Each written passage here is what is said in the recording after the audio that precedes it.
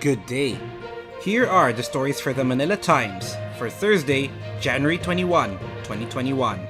Joe Biden swears the oath of office at noon on Wednesday or Thursday in Manila to become the 46th President of the United States of America, taking the helm of a deeply divided nation and inheriting a confluence of crisis arguably greater than any faced by his predecessors. The very ceremony in which presidential power is transferred, a hallowed American democratic tradition, will serve as a jarring reminder of the challenges Biden faces. The inauguration unfolds at a U.S. Capitol battered by an insurrectionist siege just 2 weeks ago, encircled by security forces evocative of those in the war zone, and devoid of crowds because of the threat of the coronavirus pandemic. President Rodrigo Duterte will develop friendship with new U.S. President Joe Biden, some Malacanang officials believe. Chief Presidential Legal Counsel Salvador Panelo said he sees no reason for the friendship between Duterte and Biden to not materialize. Panelo claims Duterte has been widely respected by state leaders, including President Donald Trump, as he manifests the same respect to and has gained deep and genuine friendship with them. Palace spokesman Harry Roque Jr. also hopes the Philippines will maintain close and friendly ties with the U.S. under the Biden administration.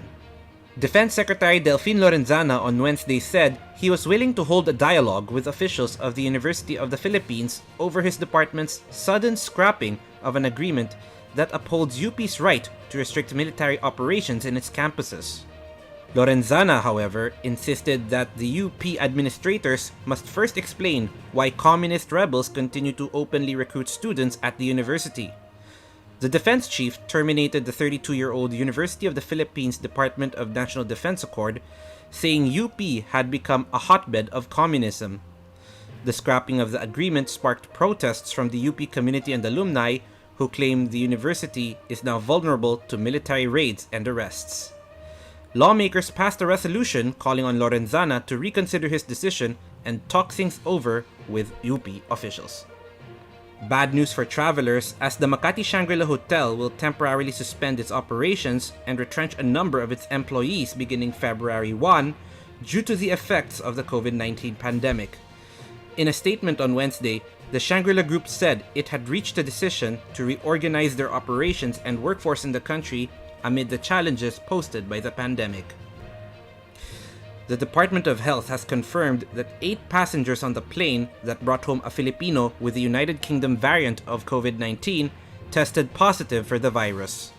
Aside from the passengers, 5 close contacts, which include the girlfriend of the index patient, a 29-year-old male from Quezon City, his mother, 3 other passengers who tested negative upon arrival, and a healthcare worker who assisted the patient, were found to be infected and have been quarantined. The 8 passengers who arrived from the United Arab Emirates on January 7 and found positive after being swabbed by the Philippine Red Cross were in stable condition and in isolation, according to Health Undersecretary Maria Rosario Vergere.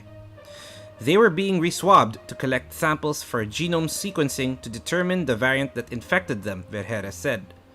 The 8 had cycle threshold values of more than 30, but their samples were sent to the Philippine Genome Center just the same, she said. The city of Tuguegarao in Cagayan has been placed under a 10-day Enhanced Community Quarantine or ECQ starting on January 20 because of an increasing number of daily COVID-19 infections, according to the Regional Interagency Council of Cagayan Valley. Mayor Jefferson Soriano said the ECQ status, which would end on January 29, was prompted by the sudden surge of COVID-19 active cases in the city, now at 222. The region recorded an alarming rate of 21 new cases a day. 6 areas in Quezon City were placed under special concern lockdown following an increase in the number of COVID-19 cases after the holiday season, Mayor Josefina Belmonte said on Wednesday. These areas were in Agno Extension in Barangay Tatalon, Salary Street in Barangay Sangandaan, Magsalin Street in Barangay Apolonio Samson, and La Felonila Street in Barangay Damayang Lagi. Belmonte said the granular lockdowns were the city's immediate and proactive response to control the situation and curb the spread of the virus. Over to business, An HSBC Group unit on Wednesday further trimmed its Philippine economic growth estimate for 2020 as it projected gross domestic product or GDP to reach the low end of the government's growth target for this year. In a virtual briefing, Tse Kwan Fan, HSBC Private Banking and Wealth Management Managing Director and Chief Investment Officer for Asia, said the banking giant expected domestic output to have contracted by 9.7% in 2020, as it was likely to lag behind its Asian peers, particularly North Asian peers like China, which have been doing relatively well in containing COVID-19. The estimate is worse than the bank's previous outlook of a 3.9% shrinkage and the government's adjusted assumption of an 8.5 to 9.5% contraction. In sports, Filipino karateka Alwin Batikan is optimistic of his chances of qualifying for their scheduled Tokyo Olympics in July. The 23-year-old 5'7" Batikan said the odds are stacked in his favor. He said the development gave him and the other remaining competitors in the Olympic qualifiers a greater chance of qualifying for the Tokyo Olympics. Yen Macabenta, Ramon Tulfo, and architect Felino Palafox Jr. are today's front-page columnists.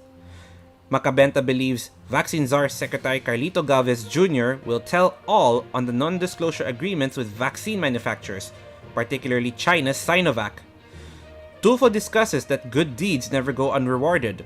Meanwhile, architect Palafox discusses the architecture, planning, and urban design of the Philippines' first Knowledge, Innovation, and Science Technology Park, located at the Batangas State University. Today's editorial focuses on new United States Agency for International Development Chief Samantha Power and the potential positive effects in the Philippines under her watch. Read the full version on the paper's opinion section or listen to the voice of the Times. For more news and information, get a copy of the Manila Times on print, subscribe to its digital edition, or log on to www.manilatimes.net. Follow us on Twitter, Facebook, or Instagram, and keep up with the Times. With the Fort Vida Seran, this is Eric John Seco reporting. May you have a safe day ahead.